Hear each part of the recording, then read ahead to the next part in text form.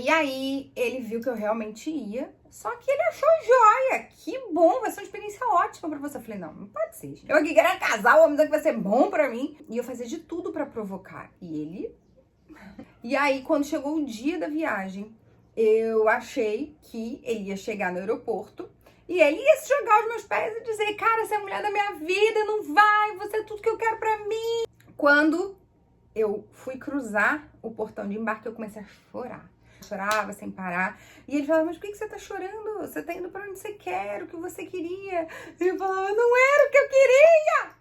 Não era isso que eu queria! Deu errado! Agora eu tenho que entrar no avião, né? Porque minha mãe tirou de onde não tinha pra ir pro Canadá, eu vou ter que ir, né? Na hora que eu tava cruzando o portão de embarque, ele me entregou uma carta.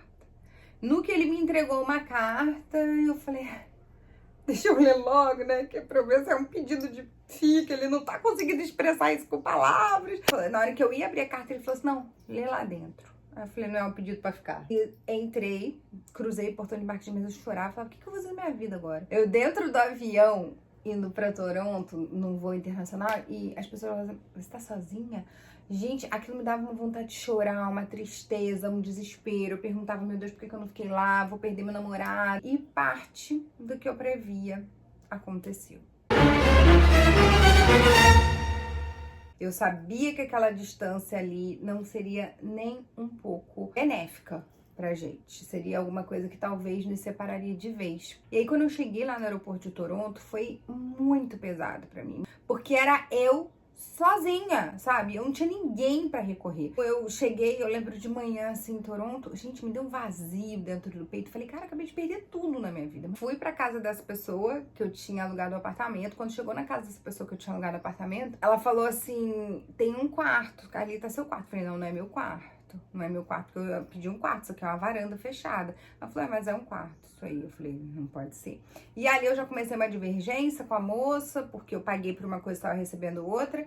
E no final das contas, o que aconteceu foi que a moça me botou pra fora. Eu falei, pronto, agora que eu tenho certeza. Depois de uns 3 dias, a mulher me botou pra fora, eu não tinha pra onde ir. Fui pra casa dessa minha amiga Luísa, a moça deixou eu ficar lá. E por fim, acabou que eu fiquei por lá direto até a minha volta pro Brasil. Mas nesse meio tempo, eu fui tipo em agosto, o meu marido, ele foi pra lá me visitar em novembro. Só que quando ele foi em novembro, já dava pra ver que tinha alguma coisa ali diferente. Já dava pra ver, assim, que a gente tinha desconectado. Que a gente tinha seguido caminhos diferentes. Mas, no fundo, eu ainda acreditava que quando eu voltasse pro Brasil, as coisas seriam diferentes. Só que meu marido ficou lá, na época que a gente era namorado, né? Nós viajamos pra Vancouver juntos. E quando a gente foi pra Vancouver e ficou juntos, parecia que ainda tinha alguma coisa ali entre nós. Mas, no fundo, tinha uma certa distância. E de alguma maneira eu sabia que tinha terminado, mas eu não queria admitir, ele também não queria. Ele, sabe, foi uma coisa muito estranha. E aí quando ele voltou pro Brasil, ele ficou lá uns 15 dias, quando ele voltou pro Brasil, realmente eu sentia que não tinha mais nada. E a gente continuava se falando, mas cada vez menos. E quando foi no final do ano, eu descobri eu fui entrar no e-mail dele e eu descobri que ele tinha mandado uma mensagem para uma pessoa no final do ano. Eu lembro que eu fiquei com falta de ar, eu gritava, eu chorava, eu entrei em desespero, eu entrei em pânico, eu só chorava. Aí eu lembro que eu falei, eu quero ir embora, eu vou embora. E aí eu lembro que eu dei um jeito de ligar pra ele, eu falei, o que tá acontecendo? Ele falava, não é nada demais, eu não sei o quê. Só que assim, houve uma ruptura ali, né? Já havia, algumas vezes as coisas acontecem e a gente não quer ver. E por isso que hoje quando alguém fala assim, foi traído, eu também acabei me relacionando com outra pessoa, depois que eu vi isso, porque eu era ingênua, mas não era besta. E eu acabei me relacionando com outra pessoa, e enfim, ficou aquela coisa meio em stand-by. Só que da parte dele eu sentia um pouco que tinha sabe? Eu meio que fiz pra dar o troco no negócio. Mas não era nem mais santa, nem menos santa que ele, tá, gente? Pelo amor de Deus, não tô aqui dizendo isso. Mas ali, eu não percebia. Mas anos depois, quando eu me transformei numa esposa fênix, utilizando as técnicas, foi ali que eu percebi que cada um se interessou por outra pessoa. Não foi porque eu era ruim ou porque ele era mal ou vice-versa, mas porque estava vindo uma sequência de atitudes que não estavam agradando nenhum dos dois. Nem meu marido estava feliz, nem eu estava feliz com aquilo ali. A gente não sabia como consertar aquilo e talvez, né, se interessar por outra pessoa tenha sido o estupim da bomba, né? E aquilo ali foi o que eu vi, né? Foi o que eu sei. Na hora ele disse não, depois ele falou, Flávia, é melhor a gente terminar mesmo, a gente não tá se conectando mais. A gente terminou por telefone antes do Natal, e aí logo depois, umas 2 horas depois, eu falei, por favor, eu não quero terminar com você, eu gosto de você. E aí ele me ligou de volta, eu também te amo, né? Não, só que assim, cara, já tinha virado um carnaval o negócio. Hoje eu falo assim, mas na época eu sofri muito. E aí quando eu voltei pro Brasil, no aeroporto, me fizeram uma surpresa, faixa. Só que quando eu olhei pra ele, eu falei, tem alguma coisa errada. Tem alguma coisa errada. E foi aí que o meu príncipe virou um sapo, né? Foi aí que não ele mudou, mas o que eu tinha idealizado na minha cabeça, que é o que a gente idealiza, né?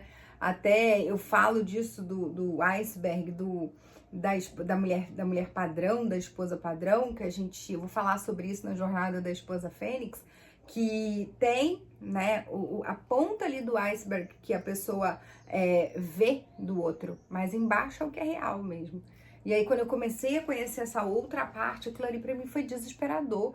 E no meu caso aconteceu nesse momento, mas no casamento acontece quando vai morar junto. Tem o funil dos casais, né, que mostra isso, que tá tudo na jornada da esposa Fênix. E aí, o que aconteceu foi que, pra mim, virou o sapo. Ele continua sendo a mesma pessoa. Ele só passou a não ter mais as atitudes que eu queria e passou a não mais agir segundo a pressão do que eu pedia. E aí foi que as coisas realmente começaram a se tornar muito difíceis. E aí, o que aconteceu foi que eu voltei. Ele, mais uma vez, não queria que eu fosse morar na cidade dele, ele queria que eu continuasse em Vitória. E eu falei, não. Você decide o que você quer, eu quero ficar com você. Você precisa decidir. E aí, ele foi embora pra cidade dele, ele falou que ia tomar a decisão. Eu fiz um livro dos nossos momentos, né? Dos nossos melhores momentos. Então, eu peguei várias fotos nossas. Olha como nós somos maravilhosos juntos. Você vai jogar tudo isso fora. Olha, ó, você leva isso aqui. Abre quando você chegar lá. E aí ele foi, quando chegou lá, ele falou, que legal, não sei o quê. Mostrei todos os nossos momentos, desde que a gente morou em Belo Horizonte, da gente fazendo viagem juntos. Mandei tudo aquilo pra ele. Falei, agora a decisão é sua.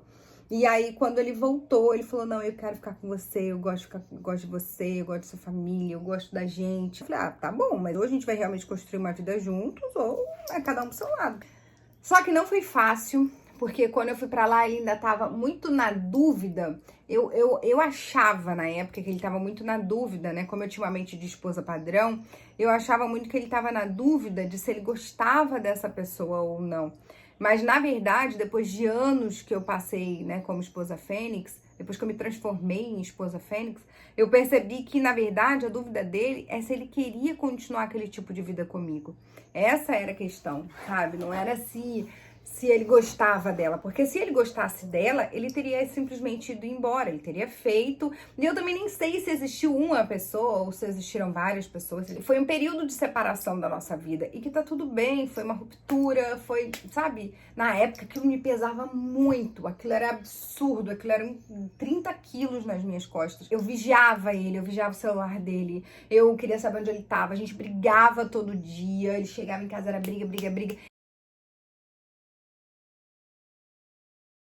Então eu comecei a perceber que, na verdade, o que ele gostava de mim, mas a dúvida dele é, será que o gostar dela vale todo esse peso que a gente carrega? E é isso que muitas vezes acontece, a pessoa acha que o problema é a terceira pessoa. Cara, se a pessoa estiver interessada pela terceira pessoa, ela vai embora. A gente acabou que a gente foi se desgastando cada vez mais, né? A gente foi uma repetição de mais do mesmo, era um ciclo do idiota, como eu falo dentro dos meus cursos. A gente ficava um querendo, de alguma maneira, se mostrar superior ao outro. E aí, o que aconteceu foi que nós entramos num ciclo muito negativo do relacionamento. A gente queria estar junto, mas a gente se agredia. Então, se agredia no sentido de estar num campo de guerra. Quem é minha aluna já sabe, né, da história do campo de guerra. Mas todas as vezes em que a gente brigava, por exemplo, eu falava, vou embora, não preciso disso, armava minha mala, e ele vinha desfazer a mala. A gente foi feliz por um tempo, não era 24 horas que era ruim, tinha uns momentos bons, que aí entra naquela montanha-russa, né? Na montanha-russa dos casamentos, que a pessoa fala, mas aqui tem momentos que é bom, tem momentos que é ruim, como tudo na vida, mas o relacionamento não pode ser assim. Todas as brigas que a gente tinha, eu trazia tudo pra dentro, eu trazia todo o lixo. Eu tava sempre com a mágoa pronta pra jogar na cara dele, e eu tinha certeza absoluta de que se ele mudasse, tudo ia mudar. Eu comecei a trabalhar, a buscar um monte de coisa pra fazer, eu comecei a ocupar o meu tempo e não buscar o que eu queria fazer. Então isso foi detonando a minha autoestima cada vez mais, eu fui ficando mais chata, eu fui ficando mais reclamona, não tava me permitindo viver os meus sonhos, eu tinha virado uma sombra. Então se ele me permitia, até aqui eu ia, se ele me permitia, não que ele me manipulasse, né, mas no sentido de assim, eu não vou mudar pra outra cidade, e eu ficar aquilo pra mim. Eu não percebia como que aquilo era nocivo, eu tinha que ter entrado num acordo, né? Mas eu tava tão fragilizada, me sentindo tão insegura, que eu aceitei, e é aquilo que eu falo, perdoar não funciona. Eu fingi que eu perdoei, mas eu pegava pesado ali toda vez que tinha uma brecha.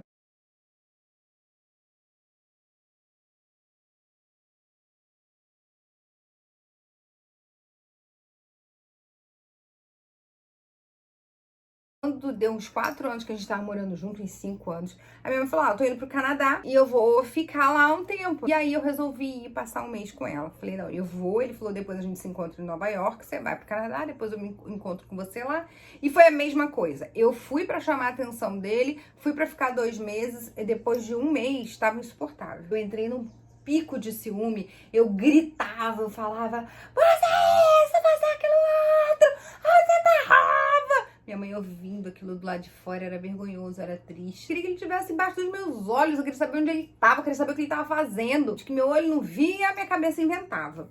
E aí ele foi me encontrar, antecipou a viagem, foi direto pra Nova York. Ficamos lá em Nova York uns 20 dias. A gente foi pra várias cidades nos Estados Unidos. E era uma coisa muito estranha, porque a gente estava muito distante de novo. E eu ficava com aquela cara minhola. Será que aconteceu alguma coisa? Será que ele tá de novo? Será que ele tá distante? Por isso que eu falo pra você que na época eu não entendia que a questão não era uma outra pessoa. Quando a pessoa quer ficar com outra pessoa, ela fica. A grande questão é que ele não queria mais aquele relacionamento tóxico que tinha virado. Porque era só briga, era só acusação, era só tristeza, era só insatisfação. Ele sempre falava muito isso. Você tá muito insatisfeita. E eu não entendia aquilo, sabe? Como que eu tô insatisfeita? Eu vou ficar satisfeita se ele passar a fazer o que eu tô pedindo, do jeito que eu tô falando, e aí a gente vai ser feliz pra sempre e vai ser tudo lindo e maravilhoso, né? Eu queria que ele fosse um espelho da minha imaginação e não era isso que tava acontecendo. E aí nós resolvemos ficar noivos pela 4ª vez. E aí um dia, eu olhando pro teto, eu virei pra ele e falei assim, você quer casar comigo? Aí ele virou a gente deitado no chão olhando pro teto. Ele ficou calado. Aí eu virei pra ele e falei assim, quem desmarca? Você ou eu? E aí ele virou e falou assim, pode deixar, eu desmarco. E aí eu falei, putz, não sei, me deu um misto de alívio com tristeza. De alívio de não ter mais que ficar, sabe, fazendo aquele esforço pra ele entender que ele tava feliz do meu lado, que era bom estar comigo. Quando você fica tentando fazer o outro perceber que é bom estar com você, isso tem um preço muito alto, porque você tem que ficar ali, sabe, o tempo todo provando que você é boa, que você ficar do seu lado é bom, e a gente vai ficando exausta.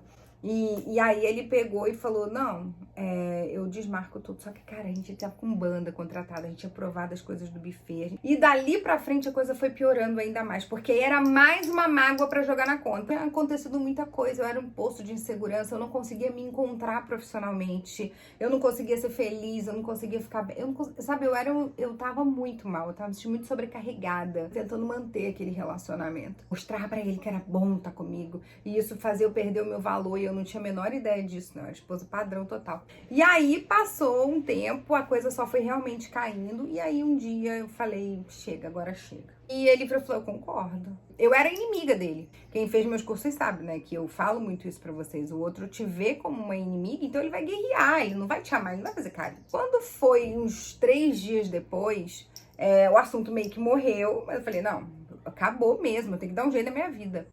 Aí eu vi um psicólogo na televisão. Falei, cara, ele vai ter que fazer uma terapia de casal comigo. Na verdade, ele achou que eu tava indo lá pra fazer uma reconciliação. E, na verdade, eu queria que ele mostrasse pro meu marido, com uma pessoa de fora, mostrasse pra ele tudo que eu tinha feito por aquele relacionamento. Meu marido não tava vendo. Eu queria que ele visse o mulherão que eu era. E não foi assim que aconteceu, né? Foi ao contrário. Eu comecei a perceber ali que eu precisava mudar muita coisa, se não fosse para aquele relacionamento, para um próximo.